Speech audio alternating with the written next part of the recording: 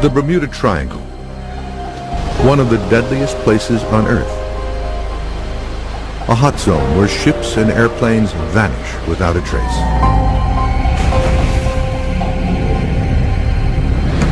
But halfway around the globe, at its polar opposite, there lies another triangle. This one more mysterious and more deadly. It is known as the Dragon's Triangle. The Dragon's Triangle is an area where ships disappear, planes disappear, and other kind of phenomena occur. There's really no way to predict what sorts of things you're going to see out here. And we do see some pretty odd stuff. We'll explore the mysteries, the evidence, and the science behind one of the most treacherous, dangerous, and puzzling triangle regions on the planet. If your ship was right on top of that gas bubble, you would sink because you wouldn't have enough buoyancy to keep your ship floating. As events involving ships, planes, and submarines continue to terrify passengers and mystify experts, many wonder, what is down there? And what could possibly be next in the Pacific's Bermuda Triangle?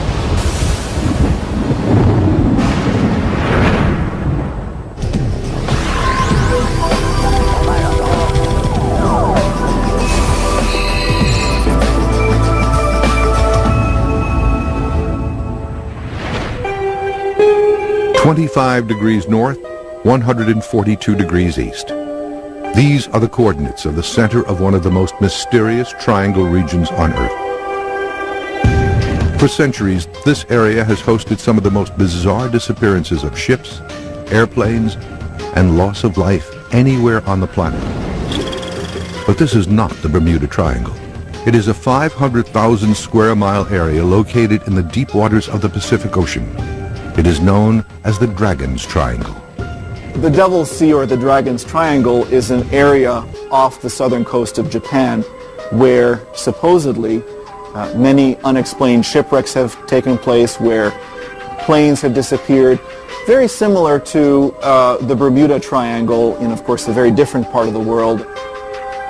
The Dragon's Triangle is a large area of water off the east coast of Japan, bounded by Japan and Guam, in the Philippine Sea, in which navigators and ships have reported for thousands of years loss of ships, loss of compass readings, and strange objects flying out of the water.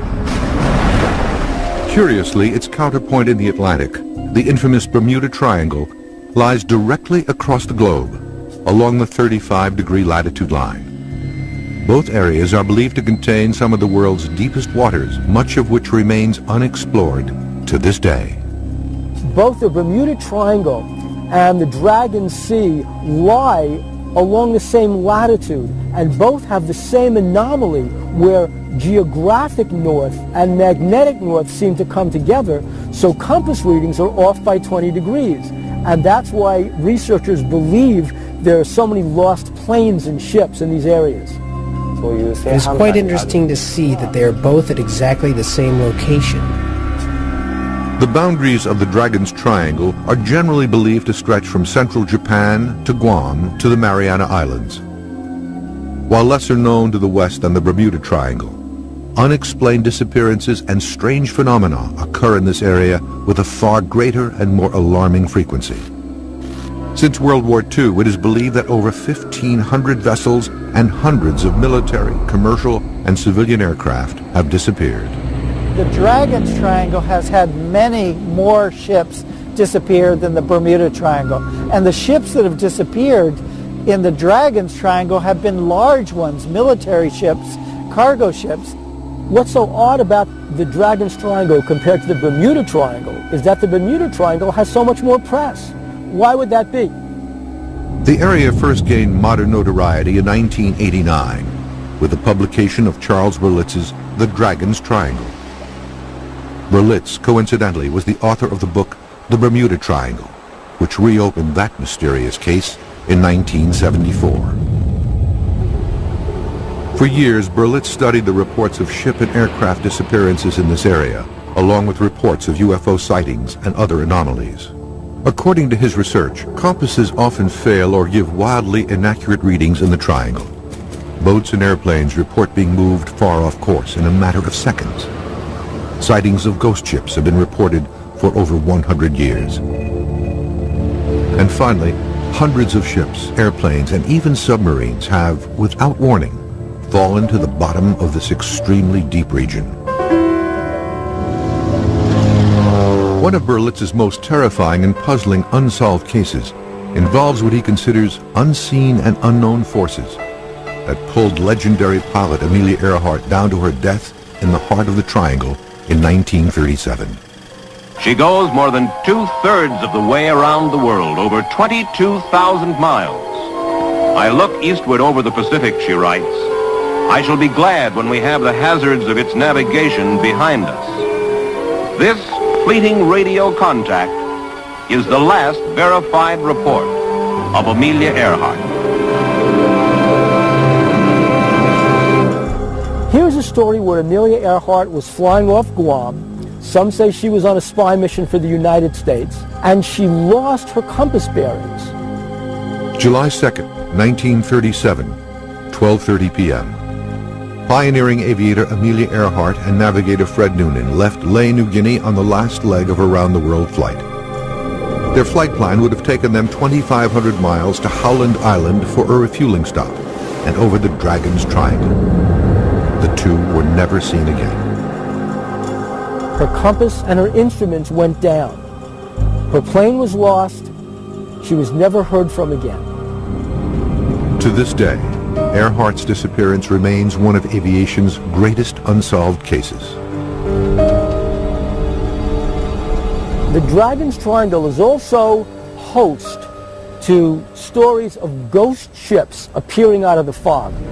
Berlitz associates the Dragon's Triangle with one of the sea's greatest mysteries as well, ghost ships. Large ships floating at sea, completely devoid of people, cargo, and equipment. He claims the region has been fraught with unmanned floating hulks for centuries. In Japanese tradition, these ghost ships are typically malevolent. They want to destroy the living people that they run into. Ghost ships exceeding 100,000 tons have been seen floating aimlessly in the Dragon's Triangle. If true, how does an entire crew vanish without a trace? Berlitz points out a pair of horrifying ghost ship cases in his book. June 11th, 1881, 4 a.m. According to reports, the HMS Bashante encountered the legendary glowing Flying Dutchman ghost ship late at night in the deepest area of the Dragon's Triangle. A naval ensign aboard the ship, a prince who would later become England's King George V, made the following entry in the ship's log. The Flying Dutchman crossed our bows. She emitted a strange phosphorescent light, as of a phantom ship, all aglow. She came up on the port bow, where also the officer of the watch from the bridge saw her. But on arrival, there was no vestige or any sign whatever of any material ship to be seen, either near or right away to the horizon. The night became clear and the sea calm. January 1989. Berlitz says that a Japanese whaling ship skippered by Captain Moro Sagakami came within 50 feet of a small fishing boat that was bobbing erratically in their course one dark, clear night. The captain and several crew members arrived to find a ship completely barren of all crew and cargo, save for the corpse of the captain, still gripping the helm. As far as ghost ships are concerned, what if the crews themselves were abductees? So the reason the vessel is adrift, the reason there's no crew, no remains, is that the crews are simply gone, taken by a USO. According to Berlitz's research, dozens of vessels have gone even further off the radar. They have disappeared from the Triangle entirely. On April 19, 1949, the Kuroshio Maru No. 1 disappears with a reported crew of 23. On June 8, 1952, 29 crew members of the Chifuku Maru No. 5 vanish. June 26, 1955, a U.S. Air Force F-3B jet loses radio contact with its base. Its two-man crew disappears. March 12, 1957, 8 crewmen aboard a United States Air Force KB-50 tanker transport are reported missing. June 7, 1963. Remains of the Donan Maru are found floating on the ocean surface off Shio-Nomizaki. But an event forever etched into triangle lore and Japanese history is the mysterious sinking of the Japanese research vessel Kaio Maru No. 5. Kaio Maru No. 5 was a Coast Guard ship researching about that area. On September 24, 1952, the Japanese Maritime Safety Agency research vessel Kaio Maru No. 5 is in the Dragon's Triangle. She went out to the Dragon's Triangle specifically to find out the cause of all the losses of vessels in that area. Suddenly, without any distress call, she disappears forever, taking with her a crew of 22 and 9 scientists. In their official Kaio Maru No. 5 accident investigation report from March 1953, the Marine Coast Guard states, "We have to investigate when, where, why it disappeared, because there are no witnesses and no survivors for this accident." While many conclude that the ship fell victim to an underwater volcano's eruption, others remain unconvinced.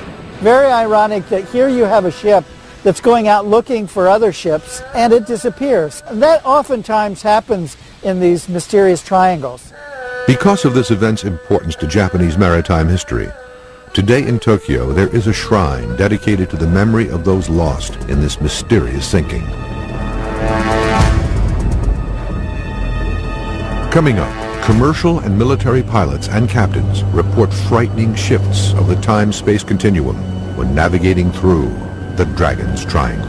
He had experienced missing time during the period he saw the UFO.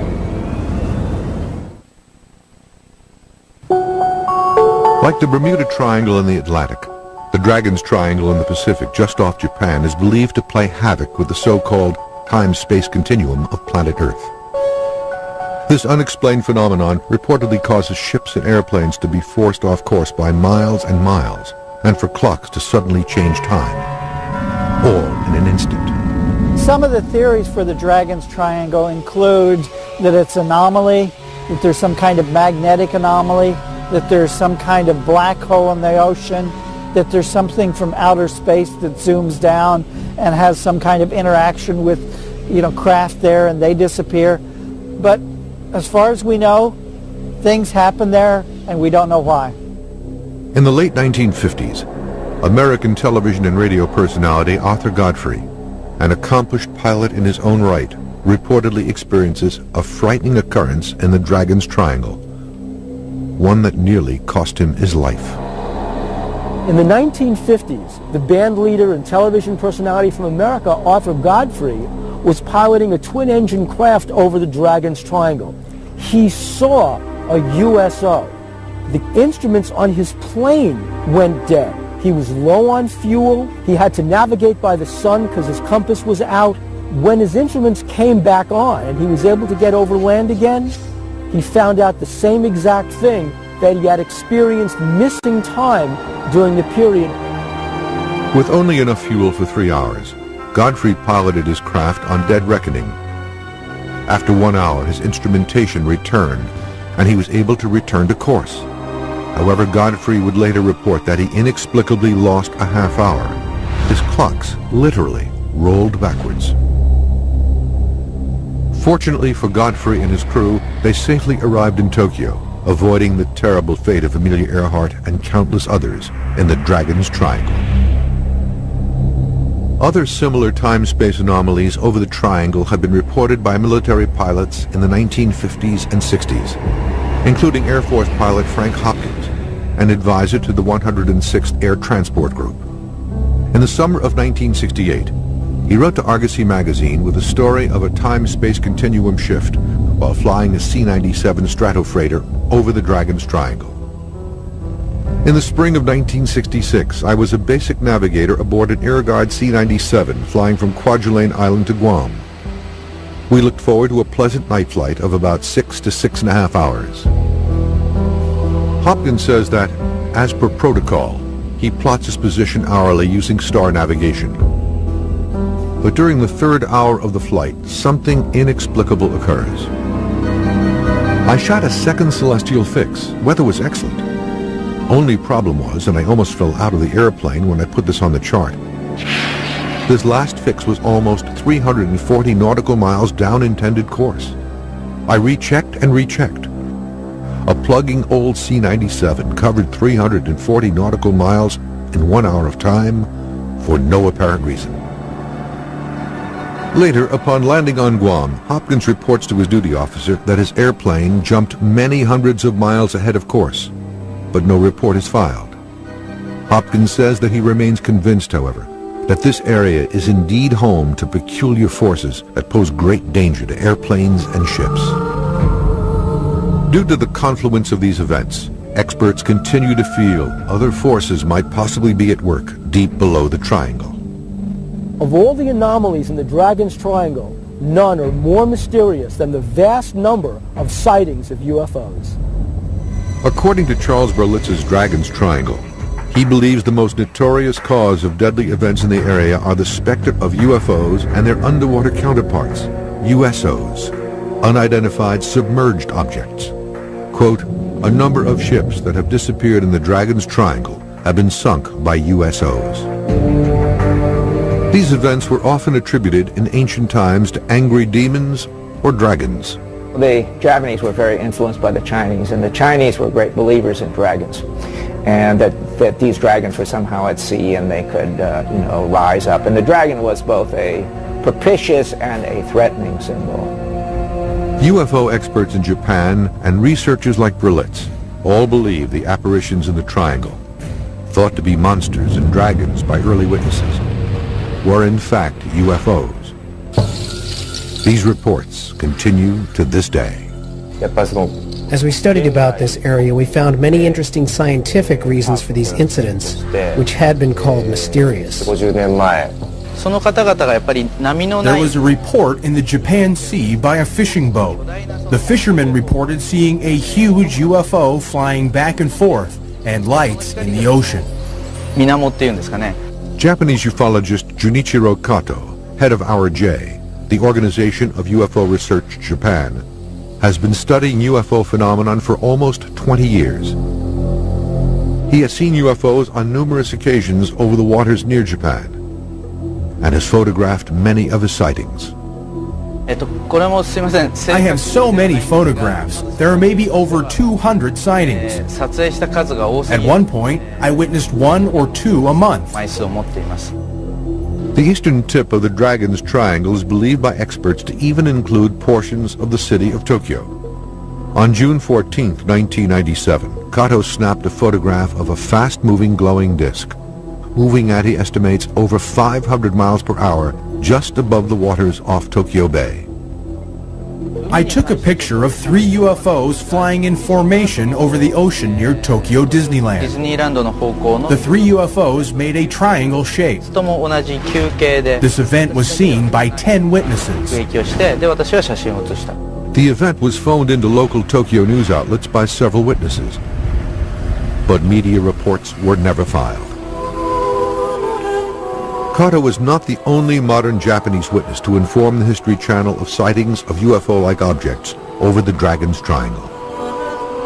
Nobu Miyoshi, a Tokyo-based magazine editor, witnessed a UFO over the Dragon's Triangle while on this quiet beach about 30 miles south of Tokyo in 1990.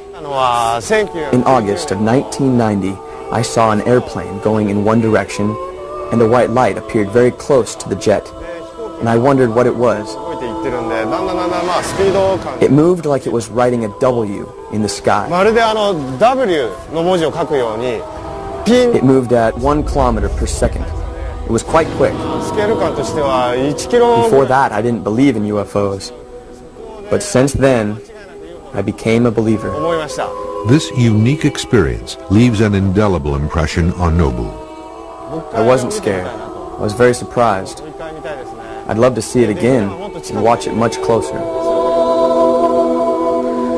Throughout the 20th century, eyewitness reports of UFO sightings in the Dragon's Triangle began to swell, from verbal reports from fishermen to official reports from military men and women. After World War II, the Soviet Navy had one of the largest active fleets in the Northern Pacific.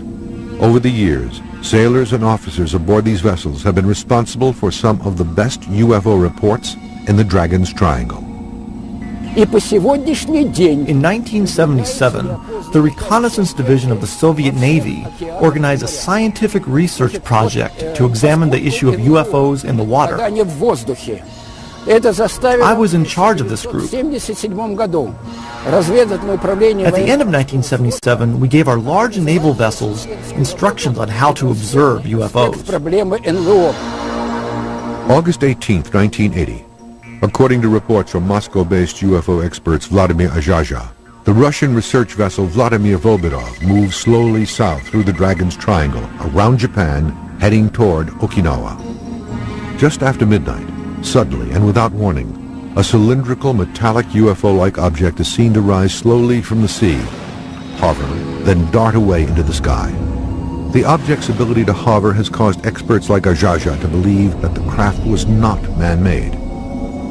To this day, the event remains a mystery.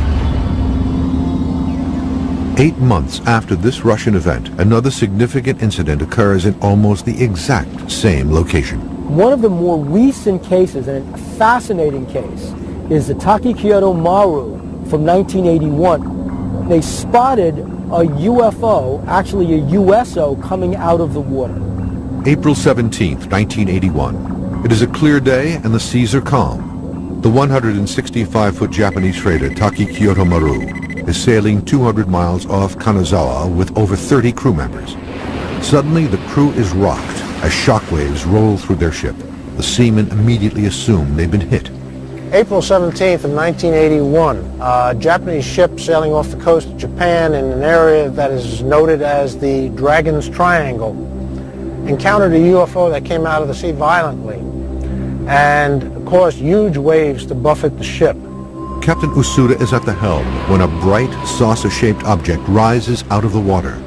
The USO is over 50 feet in diameter and hovers silently over the ship. The ship's instruments, the compass, the various dials, the engines, all began to blur as the USO circled around the ship. The captain estimated that the USO circled the ship for about 15 minutes, then plunged back into the water. The waves were so violent, Usuda reports, the ship nearly capsized. Even more fierce turbulence occurs when the USO returns to the water. Here's the intriguing thing. When the instruments came back on, the captain compared the time on the radio to the time on the watches and found out the ship had lost 15 minutes in time. Coming up, a near-miss collision over the Dragon's Triangle almost dooms air passengers, crewmen, and the UFO. Reports of UFOs observing and hovering close to large ships is not new to the Dragon's Triangle. According to Japanese ufologist Junichiro Narasawa, a Japanese government research vessel, Kaiyo Maru, is a ship with an impressive UFO-related history. Launched in 1967, she became the largest ship in the Ministry of Agriculture's fleet, weighing in at over 2,500 tons. The Kaiyo Maru was also considered to be one of the most advanced nautical research ships of her time. On 2 known occasions, in 1984 and 1986, the premier research ship was reportedly tracked by a UFO. These chilling events were witnessed by at least 9 research scientists aboard the ship, including researcher Mikio Noganobu. In December 1984, Mr. Naganobu was in the Falkland Islands at the southern end of South America. One night, he saw 24 UFOs. They were like lights floating in the sky. Then they suddenly went in 3 different directions. The second reported sighting by the Kaiyo Maru occurs 2 years later, in 1986, but this time in the Dragon's Triangle. A huge, cigar-shaped UFO, over 100 feet long, is reported to approach the ship at high speed before diving into the water. According to Mr. Naganobu, he witnessed another event in 1986 in the Japan Sea. A huge, cigar-shaped UFO approached the ship. The only thing they saw was a small red light that kept disappearing. But this time, the UFO was seen on radar. These two extraordinary events were reported in detail in the Japanese edition of Scientific American magazine in September 1988. Scientific American magazine reported about these incidents. In the article, the editor actually described that this event is very important because it's an official report of the government research ship of the Ministry of Agriculture.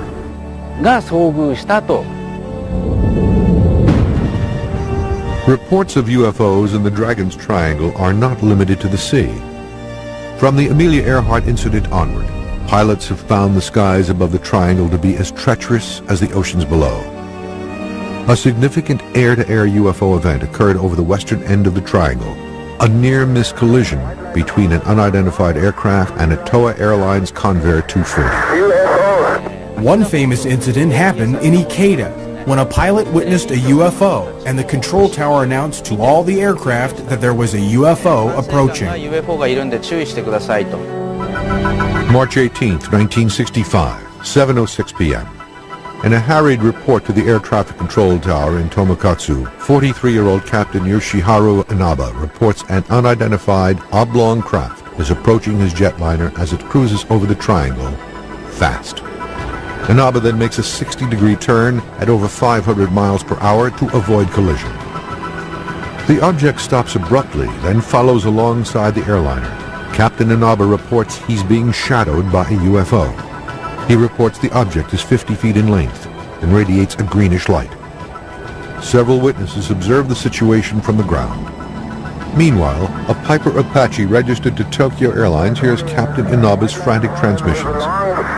At 10:07 Universal Time, he sees the same UFO at 7,200 feet, heading east to Osaka and toward the Dragon's Triangle. Air traffic controller Akira Taguchi was at his post when Captain Inaba radios his report. He later confirms the object was seen over the mountains near Hiroshima and near the island of Shikoku.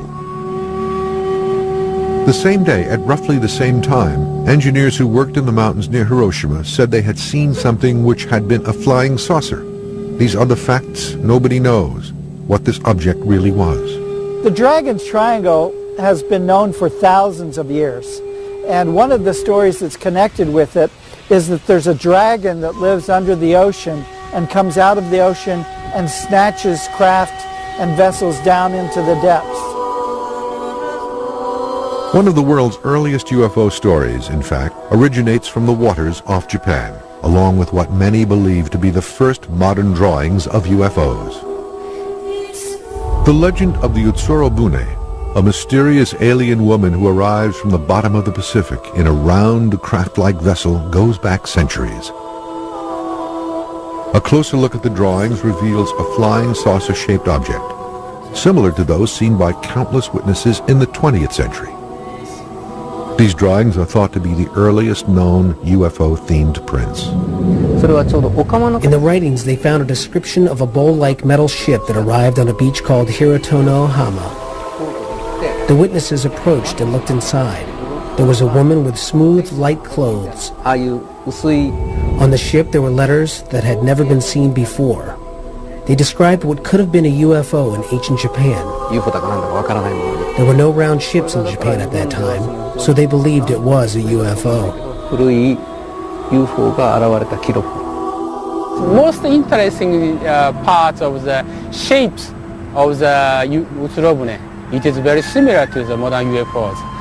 So my first interest is why the people can imagine this kind of shapes 200 years ago. Kazuo Tanaka, a professor at Gifu University in Tokyo, reopened the Utsuro Bune legend in 1997. His investigation led him to ask if the mysterious woman who came out of the waters of the Pacific so long ago was really part of, quote, a close encounter of the third kind. I investigated the old ship in the Edo period, 200 years, intensively, but I could not find that any ships that is similar to these spherical shapes.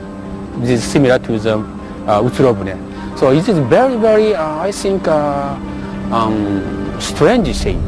Beginning in the early 1800s, Japan suddenly sees a bounty of Utsurobune drawings, all by different artists in different parts of the country, each one telling the exact same story of a mysterious woman emerging from an eerily similar saucer-shaped craft. The Utsurobune folklore is very famous in Japan, and had it done in many places in Japan.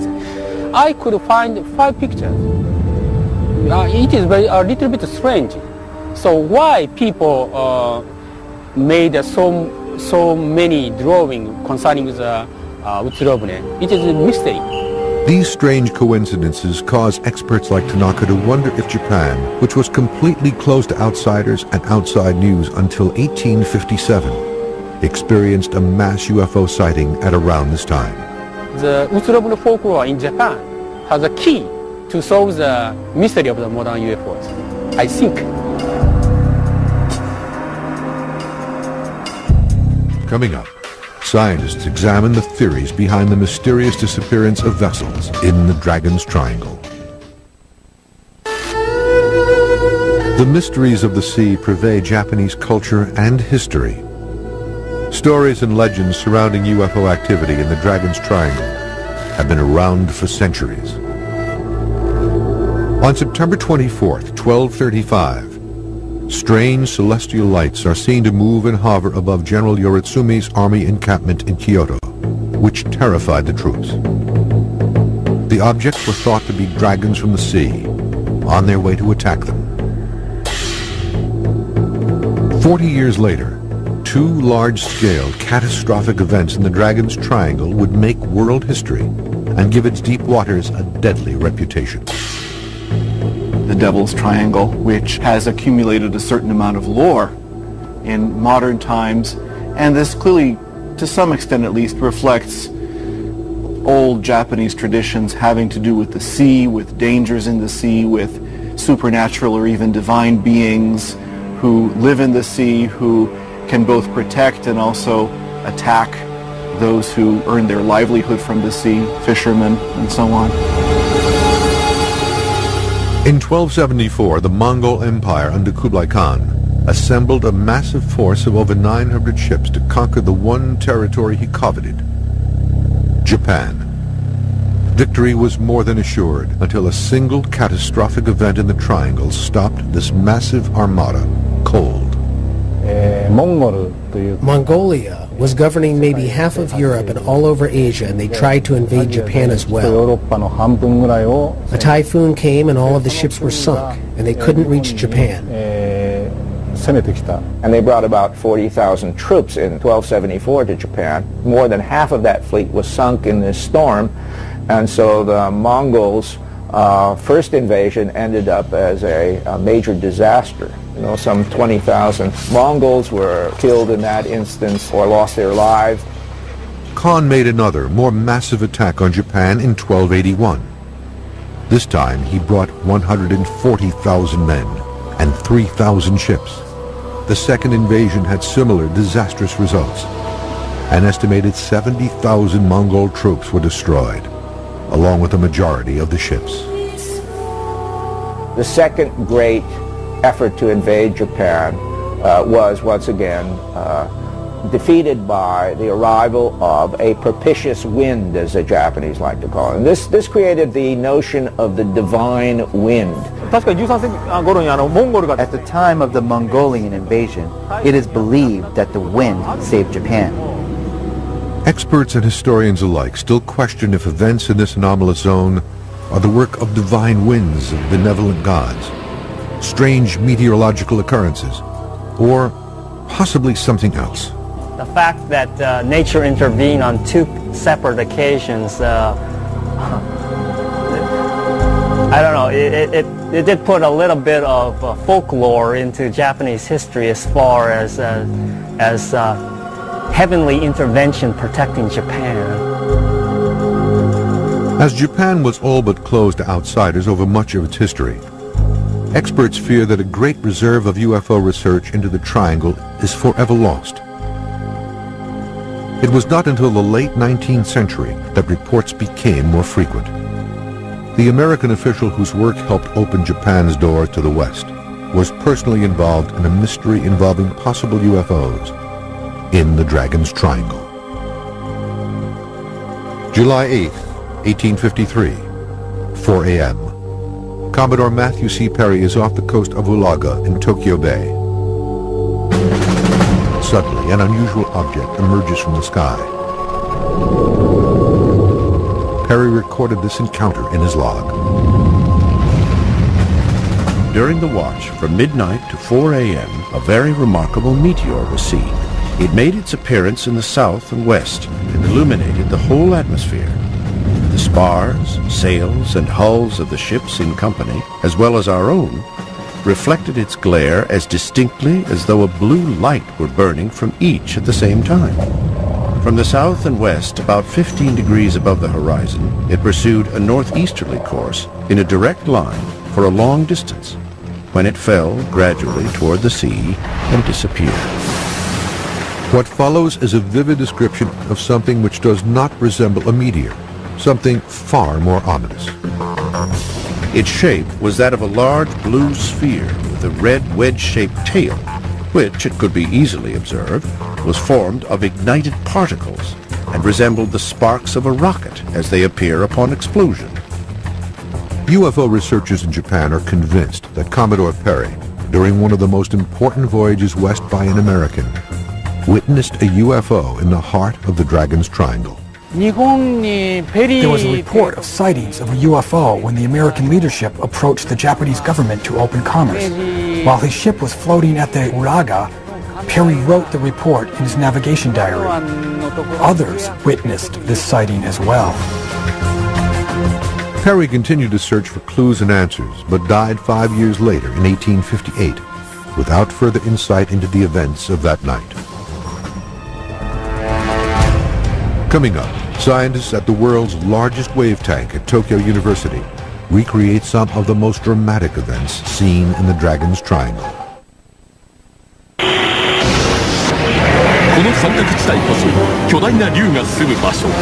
This is where two big dragons are hiding themselves from 3,000 years ago.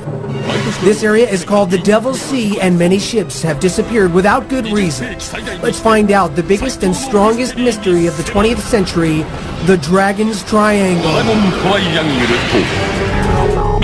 What we have seen is that in Japan and in the Ring of Fire, that before and after increased seismic activity or increased volcanic activity, there'll be a lot of sightings of these UFOs.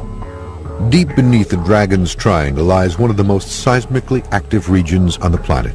Here, gigantic undersea tectonic plates shift constantly, and sub-oceanic volcano eruptions are quite frequent, all of which might be responsible for significant shipping losses and dramatic loss of life. Back in the States, we receive message traffic on a regular basis that tells us volcano warning alerts. So not only do we know where they are, we have them plotted on our charts. If I go down and check my email right now, I have about 8 or 10 messages from these guys telling us, hey, there's a volcano here that has shown some sort of seismic activity, and your best bet is to steer clear. When you get an underwater eruption, depending on how deep it is, if it's pretty deep, you'll just get lava flows coming out, but if it's closer to the surface, you'll get actual gas in the magma that forms bubbles, and it's an explosive eruption. Dr. Joanne Stock is professor of geology and geophysics at Caltech University in Pasadena, California. One of the Mariana Islands, which was erupting in 2003, it had these eruptions that were on the island itself, and people could see that there's pulses of gas coming out.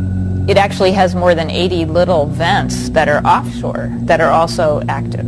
If one of those was erupting, you know, you might see the peak of the volcano on the island. It doesn't look like anything's happening, but something could be erupting underwater where your ship is sailing near it and could be affected or could sink because too much gas is in the water. The gases created by underwater volcanoes can wreak havoc with ships, even huge container and cargo ships. If you happen to get a gas bubble, you know, a big gas bubble that came out of a vent that was underwater, if your ship was right on top of that gas bubble, you would sink because you wouldn't have enough buoyancy to keep your ship floating. The Ring of Fire that lies within the Dragon's Triangle is filled with dangerous volcanoes at varied depths. The shallowest ones are these islands above sea level, and then they go on down, 10,000 feet. Why is there so much volcanic activity surrounding Japan and this area? It may come as a surprise to some people to realize that the majority of the volcanism on the planet Earth is happening on the seafloor. Most of the Pacific Ocean floor is moving from east to west, and as the seafloor is dragged down into the interior of the Earth, this water reacts with hot rock and makes volcanoes. Volcanoes along the Marianas, which are erupting as a result of this plate collision, can toss aerosols and particulate matter all the way up to the stratosphere, and obviously if a plane flew into that, it might clog the engines. Another dangerous phenomenon in the Dragon's Triangle is the so-called triangle waves. These bizarre oceanic enigma are swift and deadly and impossible to predict. There are big waves, 7, 8, 9 feet high, crashing in from different directions. This creates huge waves up to 65 feet high. This is the most dangerous thing that I have ever seen. Japan is located where there are seasonal big winds. In the wintertime, there tends to be a lot of bad weather and turbulence. Winds from different directions create the triangle waves. The term triangular wave, sankakunami in Japanese, is a name used by Japanese people from the past. What it represents from a scientific point of view is not known. Dr. Hiroshi Tomita, special researcher at Japan's National Maritime Research Institute, and Dr. Takuji Waseda, professor at the University of Tokyo, performed a unique experiment for the History Channel in the world's largest wave tank. It demonstrates the destructive capabilities of the kinds of triangle waves and currents that affect this area. A U.S. commercial ship reported that they actually saw a wave over 100 feet high, but it was measured by sight, so they don't have any scientific proof. What my team is trying to do is measure in a more scientific way. There are 32 plungers at the end of the tank, which we control the amplitude of the phase from a computer. These tank tests are scalable. The same thing can happen in the real ocean. Dr. Waseda illustrates the nature of a triangle wave. As two waves crosses each other, the wave pattern will form a triangular shape. When a ship encounters these kind of triangular shaped wave, the ship can move in quite a different way. Sometimes it can move this way, but sometimes it can roll. Roll, for example, for a ship is extremely dangerous. The energy piles up. It is said that the amplitude can be quite high because of the crossing sea. Not being able to predict the direction of the forces is a threat for a ship. The phenomenon of triangle waves is reportedly responsible for the destruction of many ships and great losses of life in the Dragon's Triangle. I think the scientific knowledge is very similar to the jigsaw puzzle. We have no piece that matches the UFOs. There are many reports of accidents, so I consider that it is a dangerous area. But we cannot define those accidents either from a volcano, natural causes, or some mysterious UFO.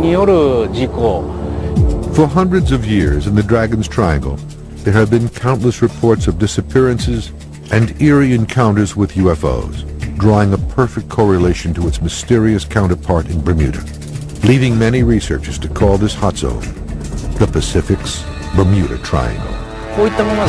I've seen all the reports. I believe there are many people who see it and don't talk about it. There are some people who say, I cannot believe until I see with my own eyes. But of course, the eyes are not always reliable. We have to research from many different points of view. Maybe there are some doors that open frequently to the different dimensions on this planet.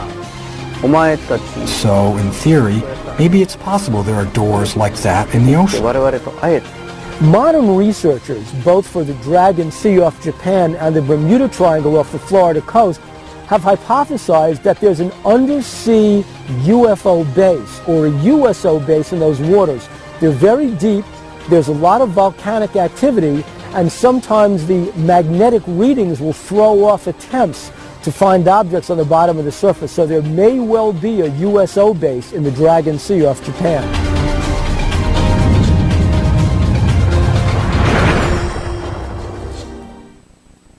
Having the same name as a famous vampire can give you a bad reputation. But this Romanian prince earned his infamous name from his cool ways. The real Dracula left an enduring legacy, not just in blood, but also in brick, mortar, and stone. Now it's back to life on Lost Worlds, next on the History Channel.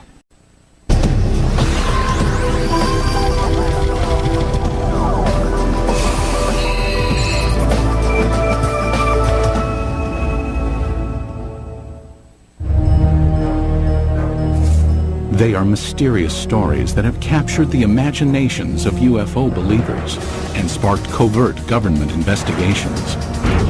It was a gigantic object 300 meters in diameter. It made very strange aerial maneuvers. But these are not celebrated American paranormal incidents. These UFO episodes took place in a country for years, shrouded in secrecy. Behind the scenes, the Russian government, the Russian military take this phenomena very seriously. They've been lying directly to their own people.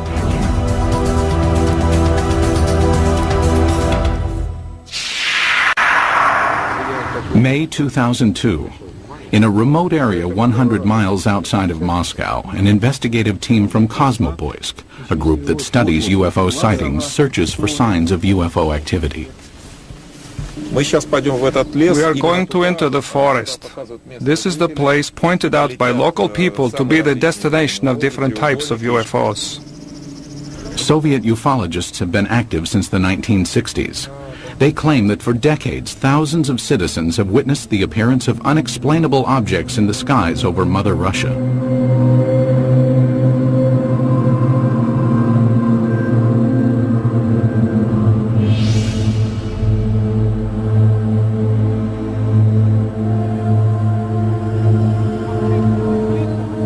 Today, ufologists in Russia work in the open and report their findings freely. This was not always the case. Before the policy of glasnost was introduced in 1985, independent investigations of UFOs in the former Soviet Union were conducted in a climate of secrecy and fear. At times, official government policy denied the existence of UFOs and any UFO activity, and prohibited anyone from reporting otherwise. The UFO research in the former Soviet Union was a very complicated matter because one had to deal with overall state secrecy. Meanwhile, the Soviet government was involved in covert UFO investigations of its own. We know that the Russian government studied this secretly for a period of 40 years. We know that they took it very seriously. We also know that there have been various attempts, including more recent ones, to put a spin on this to say, there's nothing to it. That's a bunch of baloney. The results of the Soviets' most far-reaching secret UFO study became public in the year 2000. The inquiry started in 1978 and took 13 years to complete. The investigative team consisted of top scientists and military experts, and was completely clandestine. Certainly this collaboration between the Academy of Sciences and the Ministry of Defense was not paraded. I mean, formally these studies were closed. Classified organizations took part in these studies. This research should have a secret character. Colonel Boris Sokolov was the coordinator of the investigation. Shortly after the fall of the Soviet Union, he met with American investigative journalist George Knapp. Sokolov told us that just as in America, 90 to 95% of these cases could be explained away, but the remaining 5 to 10% could not be easily explained. The 13-year Soviet UFO study scrutinized some of the most puzzling sightings in Russian history. In 1968, a cameraman documenting a test of a Soviet jet fighter noticed a huge triangular object in the sky. He focused his camera on the object and caught it on film. In 1977, an unusual aerial display sent tentacles of light streaming down over the town of Petrozavodsk. Some claim the event caused fine holes to be glazed in glass windows and concrete. In 1982, military personnel at an intercontinental ballistic missile base witnessed several brilliantly lit orbs overhead. Seconds later, a warning light indicated a missile had switched to the prepare to launch mode. Had an alleged UFO come close to starting a nuclear attack?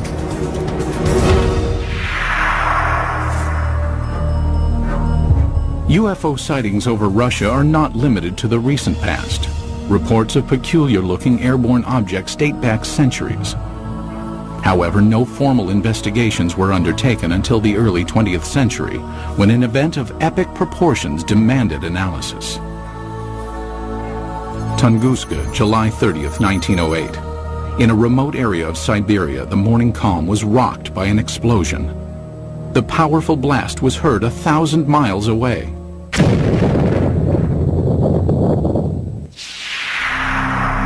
There was an enormous firewall blast, something on the order of 15 megatons of equivalent energy, which is roughly 1,000 times that of the Hiroshima blast at the end of the Second World War. This was an extraordinary event. Because of the remoteness of the Tunguska region, it was almost 20 years before any government researchers visited the site. The first expedition to reach Tunguska was headed by Russian mineralogist Leonid Kulik.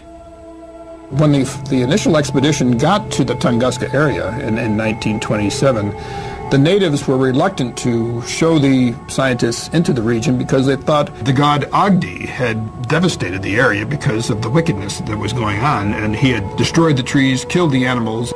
Kulik eventually convinced locals to direct him to the blast location. Believing a meteorite had caused the massive explosion, Kulik assumed he would find a crater at the point of the meteorite's impact. To his surprise, there was none.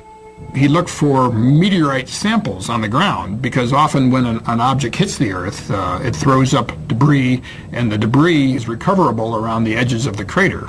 But of course he didn't find that either. What Kulik discovered has stirred UFO debate for decades. At the blast's epicenter was a frozen swamp with an untouched clump of fully grown trees in the middle. Circled around the grove, 10 million dead trees lay in a symmetrical ring, seemingly mowed down by a cosmic scythe. So here we have an enormous blast site with no crater, no fragments or meteorites around the rim of the crater, and this radial pattern of burnt trees knocked down for some 20 miles in all directions. In the years that followed, others traveled to Tunguska to study the unusual occurrence. There might have been fruits obtained by labors of another expedition sent by the head of the Soviet secret police in the late 1940s. But all we know is that such expedition existed. We do not know what has happened to the items and the information it collected. Further baffling ufologists were reports of radiation damage in the Tunguska blast region. There were also some reports of mutations taking place in plant life, and even some humans apparently suffered some gene damage. In 1947, Russian Army Colonel Alexander Kazantsev developed a remarkable theory based on information about the devastating consequences of America's atomic bomb attacks on Japan. He was listening to the report about the nuclear bombardment. The announcer gave a very long and very detailed description of how and in which direction trees, houses had fallen, and so on, how everything was hit. He realized that what had happened in Hiroshima, exactly the same happened at Tunguska, only nearly half a century ago. Kazantsev hypothesized that the nuclear-like devastation seen at Tunguska must have been caused by the crash of a nuclear-powered alien spacecraft. But the scientific community rebuffs the UFO theory. Scientists claim the Tunguska explosion was caused by a rare but explainable natural event. They believe an asteroid dropped to just 3 miles above the Earth's surface and then exploded. As the object came in, it was being decelerated and squeezed by atmospheric forces. It blew up with the force of a hydrogen bomb. The shock wave smashed down the forest. knocking trees away from the blast and resulting in a pattern away from ground zero. But how would an asteroid explosion explain the reports of radiation damage in the Tunguska area? Scientists say it can be attributed to the sheer magnitude of the explosion. As we mentioned before, the blast itself was 1,000 times greater than the Hiroshima blast at the end of World War II. The blast would have generated a series of very high-speed charged particles and would have been the cause of some of the mutations in the gene structures of plants and animals. But to this day, scientific explanations do not satisfy many ufologists. I have been several times to the place where the Tunguska body fell. I intentionally call it body, not meteorite.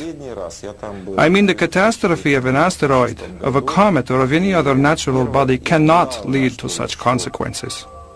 A number of expeditions found things that they couldn't explain. There are some people who were saying that the evidence suggested this was some kind of an alien spaceship. That was the kind of magical explanation you use when you don't have enough real science to understand the physics and the astronomy involved. Throughout the rest of the 20th century, magical explanations of unidentified flying objects over Russian skies would continue. And in one instance would help expose a top-secret Soviet military project.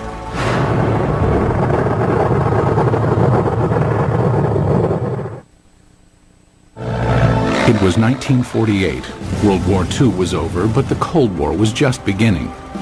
Soviet leader Joseph Stalin had initiated the Berlin blockade and directed his scientists to develop a nuclear weapon to rival that of the United States. It was during this period that some claimed Stalin grew concerned about UFOs. It is said his interest stemmed from reports of a 1947 UFO incident in Roswell, New Mexico. New Mexico in 1947 would have been a hotbed of Soviet espionage because we had all kinds of stuff there. The 509th Bomber Wing, the only atomic bomber wing group. Purportedly, Stalin ordered Sergei Korolev, the founder of the Russian space program, to analyze information about the supposed Roswell crash and report his findings. Mr. Korolev came up with an answer. Yes, UFOs exist. No, they present no immediate threat. And after evaluating the information, all that the Russians had acquired on Roswell and on UFOs, Korolev concluded UFOs are real.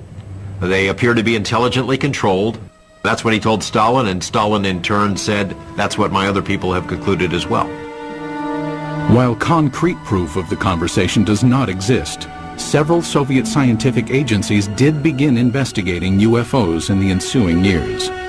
Stalin, after getting this information about Roswell and UFOs in general, did the same thing basically that the American government had been doing. He condemns UFOs in public and then conducts secret tests behind the scenes.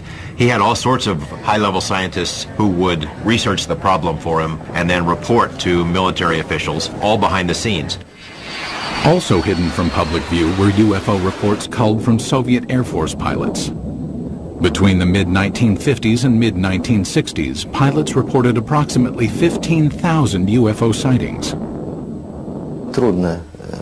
It is very difficult to find a pilot who has been flying for many years and has never seen a UFO. Most of these sightings can be easily explained. In an era of superpower distrust, flights of American spy planes and spy balloons were common over Soviet skies. But investigative journalist George Knapp, who has viewed portions of the Soviet UFO files, found some of the pilot sightings perplexing. There were 40 instances where Russian warplanes were sent after UFOs. This is not temperature inversion, this is not a weather balloon, this is not swamp gas, these are craft floating around in the airspace of Russia, and they sent warplanes to go chase them.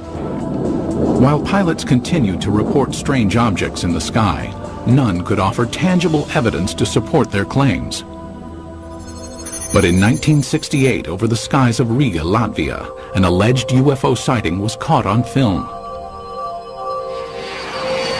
As a Soviet propaganda film crew documented a test flight of a fighter interceptor jet, the pilot noticed an unusual object high in the sky.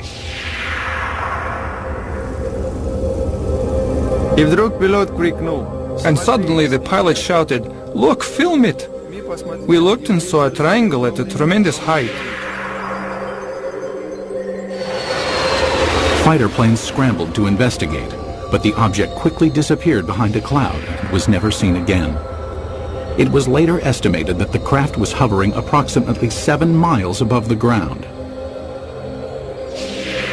The film was sent to the Kremlin, where it remained locked from public view for years. They really took it seriously. I say seriously because the film was taken away. It was declared completely secret. Outsiders have only recently seen the confiscated film. While some maintain the film is conclusive evidence of a UFO, skeptics argue the vehicle was most likely a French-made high-altitude research balloon. As secrecy enveloped all government discussions of UFO issues, an underground army of Soviet ufologists began to form in the USSR. They kept their studies concealed. The Russians who studied UFOs in this period report that they had a very serious feeling of threat from the Soviet government, that they were doing something which the Soviet government disapproved of.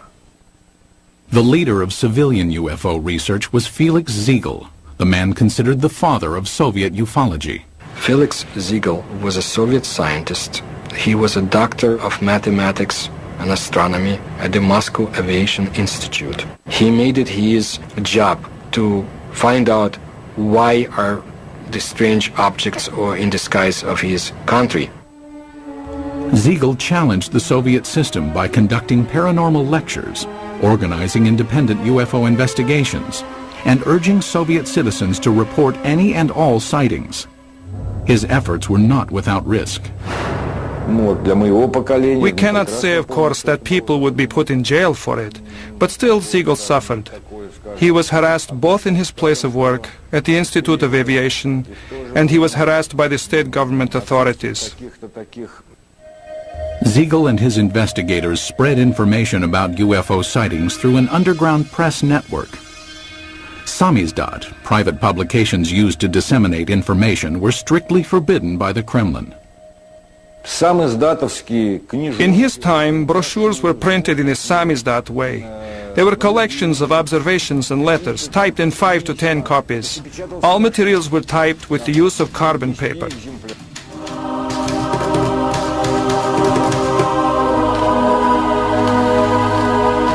Samizdat papers were distributed by trustworthy messengers who secretly carried the copies from one person to the next.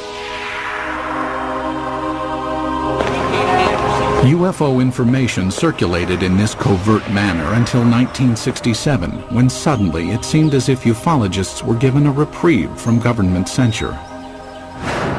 Today it appears this respite was a smokescreen, part of an intricate government deception. The complex ruse began in 1967 when citizens reported multiple sightings of crescent-shaped UFOs over the skies of the Ukraine and the lower Volga Valley. It was also seen as far south as the Caucasus Mountains, where many astronomers in observatories in the Caucasus Mountains would see these objects flying horizontally from west to east, crescent-shaped, heading toward the east. For reasons unknown at the time, the government allowed press coverage and independent study of the sightings. Felix Ziegel was granted permission to form a government-sanctioned investigative committee made up of over 200 scientific and military experts. In October 1967, they convened at the Central House of Aviation and Cosmonautics in Moscow. Their goal? Determine the cause of the mass sightings. On television and in newspapers, Ziegel's committee appealed to Soviet citizens to report information on UFOs. For the first time in Soviet history, UFOs seemed to be an open topic. It was like a breath of fresh air. Freedom of discussion about a forbidden subject was permitted to the Soviet citizens. And this was something unheard of. And alas, it did not last long. Within a few months of Ziegel's televised appeal, the steel jaws of Soviet censorship clamped down. Reporting of UFOs was once again off limits. The subject was dropped from the controlled media, and Ziegel's committee was ordered to disband. The committee was to encourage people to report. As soon as the reports began to gather, somebody in Moscow quashed the activity, canceled the committee, canceled publication of further works, and put a lid on it. Cries of a Kremlin whitewash were immediately sounded. Why the cover-up takes place, I don't know. Is there a cover-up? There's no question about it. But what they were covering up is the question. UFO buffs believe they were covering up alien visitations. I think the evidence is clear they were covering up descriptions of their own secret military aircraft and missile activities and satellite activities. Scientist and NASA consultant James Oberg came to this conclusion in 1977 after studying Soviet space vehicle launch patterns and comparing them to the dates of the 1967 sightings. He deduced that the crescent-shaped objects witnessed in the sky were not alien in nature, but could be attributed to secret tests of a new Soviet missile warhead.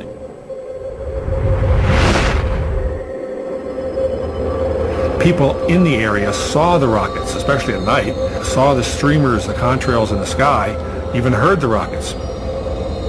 They were told by the government that there was nothing there, that it was not anything ours. It became a UFO phenomena. Later dubbed by the Pentagon as a fractional orbital bombardment system, the Soviets had good reason to keep the tests secret. It was designed to sneak under our radar as a first strike weapon. It was one of these scary things that you only build it if you mean to make a sneak attack. It was also illegal to have such a weapon because in 1967, the U.S. and Russia and other countries signed a treaty forbidding the placing of nuclear weapons into orbit. But why, after crushing public dissemination of UFO information for years, did the government briefly loosen its restrictions in 1967? It appears now to have been a deliberate ploy to fool its citizens and the international community about the true nature of the sightings. The Soviet government did not want the public to understand what was going on. They didn't want the Americans to know, for example, what was going on. It was a useful camouflage. It diverted people's attention. Because it was a UFO, Western journalists would laugh rather than investigate it. The cover-up by the Soviet government is in letting people think they're flying saucers. The strategy backfired when the extensive UFO data collected by Felix Ziegel's committee was published in magazines. The Soviet government realized what these reports really were. They're military secrets. Not described accurately, but accurately enough to be of use to the CIA if they ever caught on. The government said, "Oh my gosh," and other things in Russian, and said no more UFO reports get published in the Soviet Union. For 10 years, public discussion of UFOs was effectively brought to a halt. But that would change in 1977 with the appearance of a strange-looking object over Soviet skies, witnessed by thousands of astonished citizens. September 20th, 1977. As dawn approached in the small Russian port city of Petrozavodsk, a spectacular aerial display lit up the skies. The incident would become one of the most studied UFO sightings in Soviet history. The phenomenon of Petrozavodsk is one of the greatest abnormal phenomena on the territory of our country. At approximately 4 o'clock in the morning, civilians and military personnel reported seeing huge star-like apparitions shooting in the sky. As it flew up in the sky, it appeared to come over the city and then head off toward the horizon. People who were out in the streets of the town saw this blazing jellyfish streaming tentacles down from the saucer-shaped bright core. The impressive display lasted approximately 10 minutes. Witnesses claimed that a host of strange occurrences on the ground accompanied the sighting. They reported all sorts of phenomena. They smelled ozone, computers were crashing, drivers lost control of their vehicles and went into ditches. Perhaps the phenomenon most difficult to explain was the appearance of finely glazed holes in glass windows and rocks around the city. There is no explanation for this fact, but the connection is direct by the time parameters. There had been no holes before the event, and then they appeared. Witnessed by thousands, the aerial display above Petrozavodsk was impossible to refute. While the sighting remained a mystery to Soviet citizens, NASA consultant James Oberg quickly discovered its origins. Because of my connection with the space program and my knowledge of satellites and rockets, I was able to find out within a matter of hours There was a rocket launching that morning from a secret space center north of Moscow at precisely the time people were seeing this UFO. The jellyfish-like display was triggered by the launch of the Cosmos 955 spy satellite. As the rocket engine contrails were backlit by the rising morning sun, it produced the tentacle effect observed by witnesses. So this what they call basically the smoking gun of Soviet ufology. They call it a Medusa, or jellyfish UFO, because it was streamers of light coming down from the streamers in the rocket engines of the rocket, as it turned out. As with previous mass sightings, the government had ample reason to keep the truth hidden from Soviet citizens. The satellite was launched from a secret military space center called Plesetsk, one of several undisclosed missile bases scattered throughout the Soviet Union. Most ufologists accept the satellite launch as the cause of the aerial display, but many argue it does not fully clarify the mystery. How shall we explain the appearance of some beams that burnt the glass? When the pieces of the glass were analyzed at the Institute of Metrology in Moscow, they concluded that these holes resulted from badly glazed window glass. That is, a purely technical defect took place. I do not believe that the launch of a secret military satellite would explain the holes that were made in the glass. My personal opinion, no, this was not man-made technology that's responsible for such effects. There were some reports of holes being drilled into glass window panes and in paving stones. I saw those reports. I can't explain it. And all these sorts of additional phenomena, these additional reports, are typical of what happens when people see a very sudden, shocking sight in the sky and look around them for corroborative evidence. Most of the time, it's irrelevant, independent, and sometimes even imaginary. While the mysterious holes might never be fully explained, the Petrozavodsk incident had much deeper consequences inside the walls of the Kremlin. The upshot of this incident was the decision of the Soviet government to create a secret program to study UFOs. In the weeks following the Petrozavodsk sighting, the Soviet Academy of Sciences received inquiries from several European nations concerned about the nature of the event. In response, the Academy of Sciences requested permission from the Kremlin to initiate a top-secret investigation of anomalous occurrences. Although aware the majority of these events were not paranormal in nature, the scientists admitted in their request that they could not provide a scientific basis for all UFO sightings. The Academy of Sciences can neither ignore or explain the paranormal phenomena similar to that observed in September 1977 in Petrozavodsk. The program was organized to show that we did not know the answers to these questions and would be studying it on the scientific level. That was the way the official scientific program for studying abnormal phenomena and extraterrestrial flying objects started its work in the Soviet Union. In 1978, the investigation that later became known as Institute 22 was formally started. The study lasted 13 years and was completely concealed from public view. But why did the Soviet government spend time and money to investigate a phenomenon it already knew the origins of? There's really no surprise that the Soviet military, even if they understood the nature of most of these reports, would still investigate them.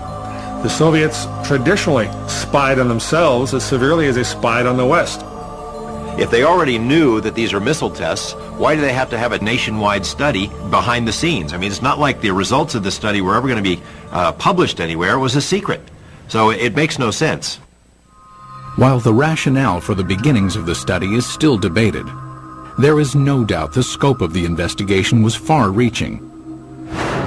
The Institute 22 inquiry was conducted jointly between the Soviet Academy of Sciences and the Ministry of Defense. It was very useful for the Academy of Sciences to collaborate and to carry out studies together with the Ministry of Defense, because naturally it was much easier for the Ministry of Defense to get the information we had no access to. The armed forces were ordered to study what, if any, influence possible UFOs might have on the proper functioning of technical military equipment. In addition, hundreds of thousands of sailors, soldiers, and pilots were recruited to watch for and report on UFOs.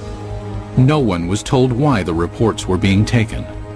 The Ministry of Defense has an enormous observance potential. First, military units are located all over the country. Second, unlike civil organizations, an order from the Minister of Defense is sufficient for making a potential viewer of each military man, and this was done.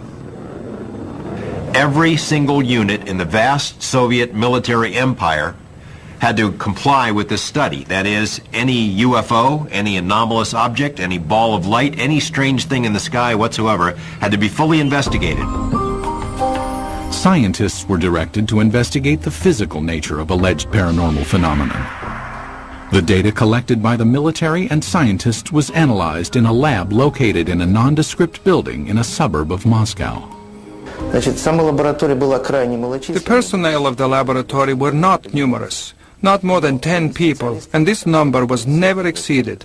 But the specialists from almost all the scientific areas worked there, from a physician to specialists in radioelectronics, meteorology, and astrogeophysics. Practically all the specialists were represented there. It was done in order to study all possible aspects of UFOs.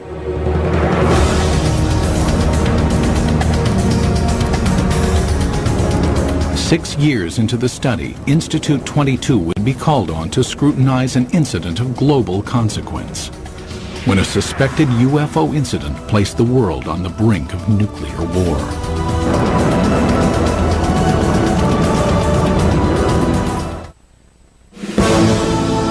The early 1980s were a time of tense relations between the Soviet Union and the West.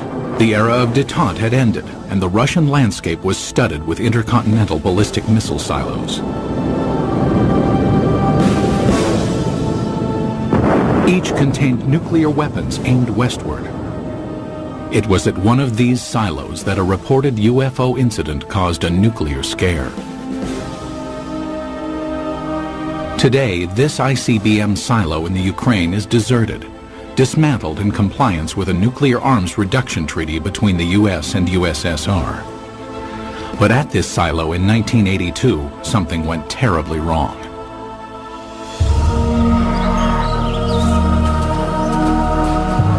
It started at approximately 6 p.m. when soldiers and villagers in the nearby town of Bielo-Korovichi witnessed a strange object in the dusk sky. A military officer at the time described what he saw. I was riding a motorcycle not far from here.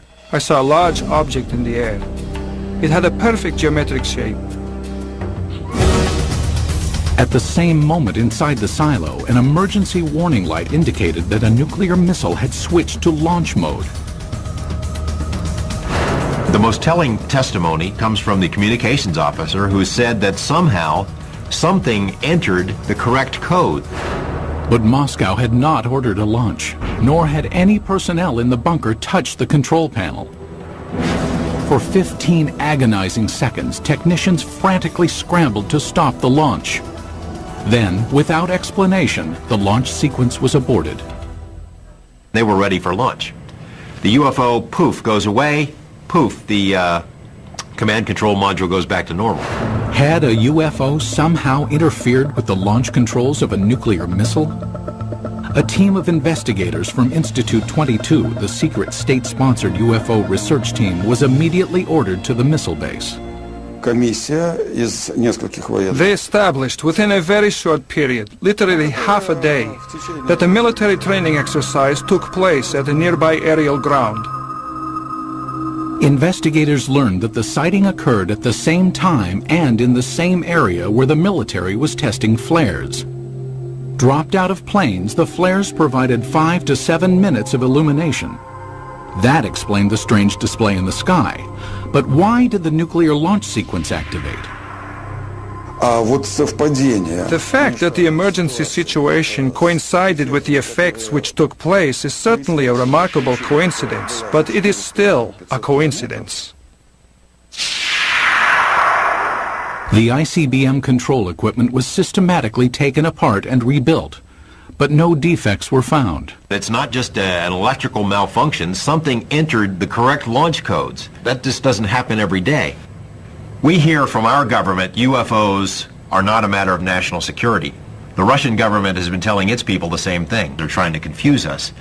This incident is clear evidence, if ever there was, that UFOs do carry national security implications.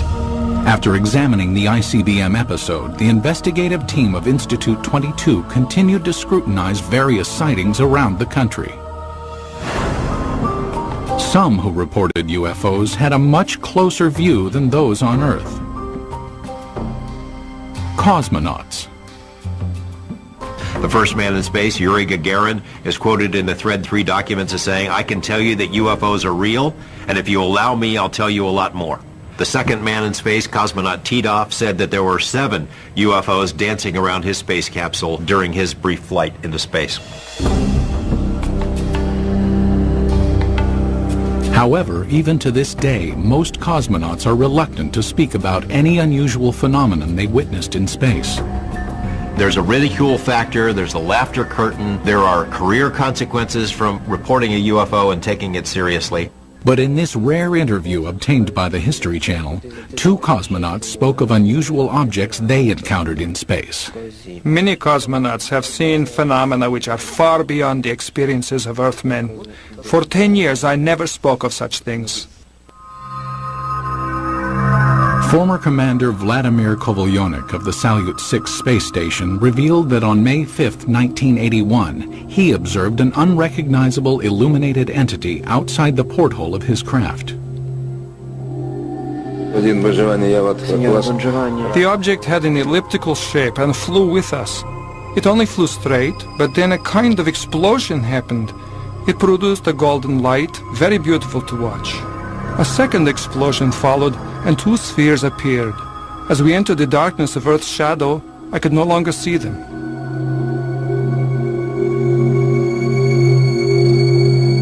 On a Mir mission in 1991, cosmonaut Musa Manarov managed to videotape an anomalous object during a routine docking procedure. I was looking out the biggest window. It was directly in front of me.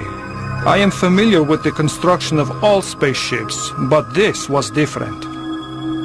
There is ongoing debate about sightings of unidentified objects by cosmonauts and American astronauts alike. Skeptics insist there is enough debris left in orbit to constitute a plethora of unusual sightings.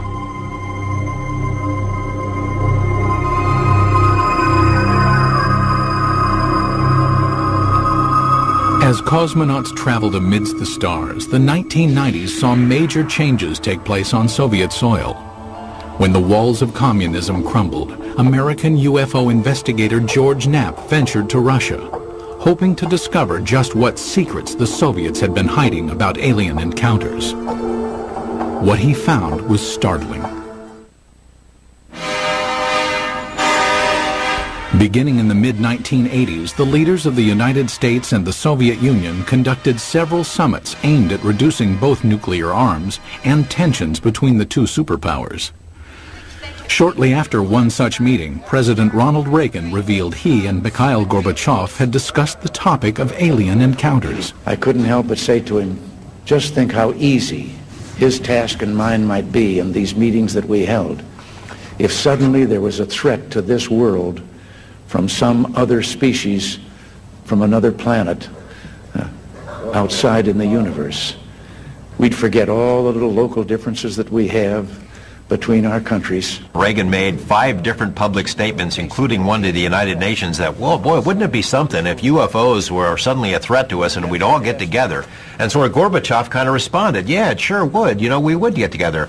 Lo and behold, we did get together. You know, the wall came tumbling down, perestroika, glasnost.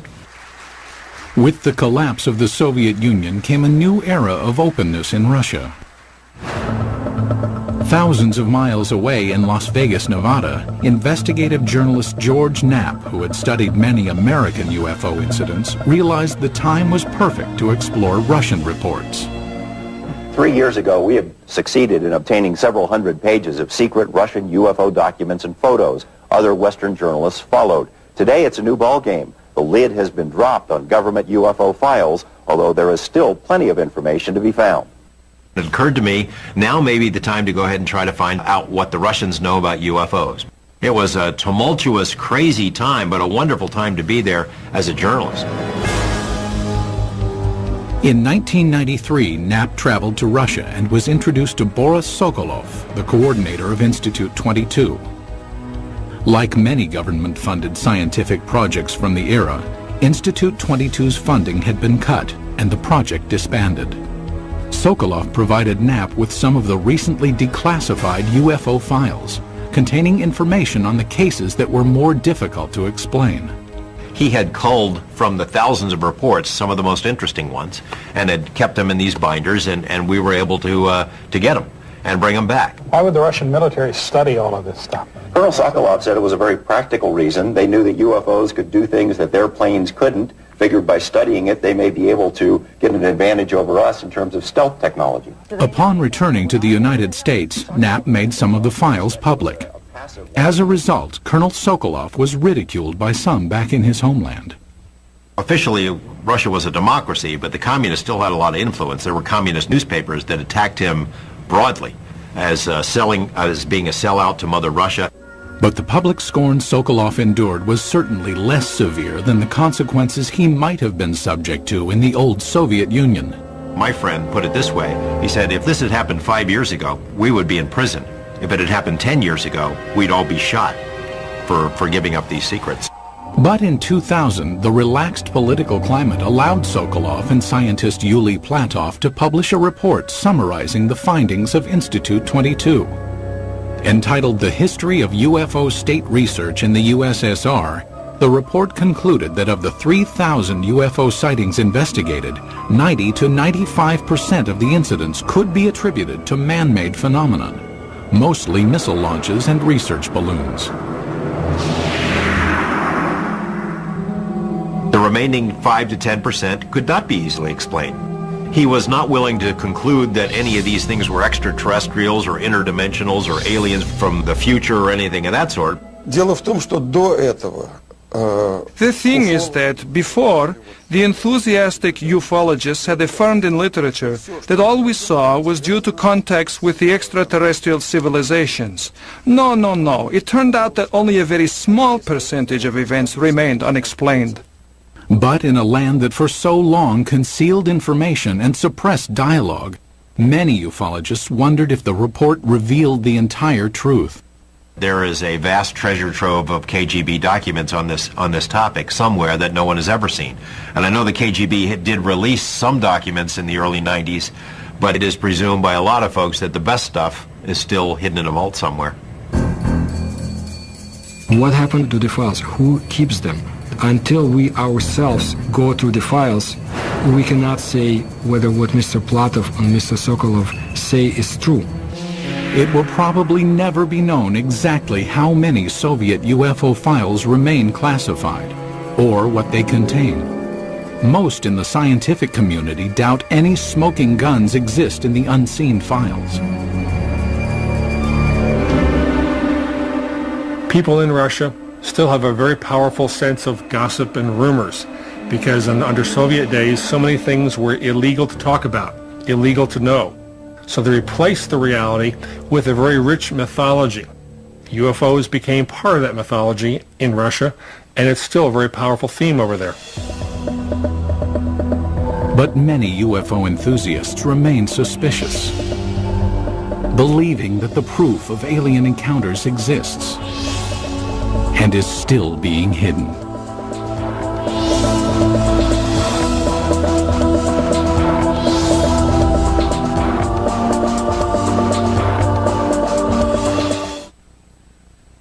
Looks like your everyday move for this team of mega movers. That is, until a massive hurricane threatens to foil the whole plan. Can this sacred structure withstand the forces of nature? It's not going to be a cakewalk. It's a race against time on Mega Movers. America Moves, tomorrow at 10 on the History Channel.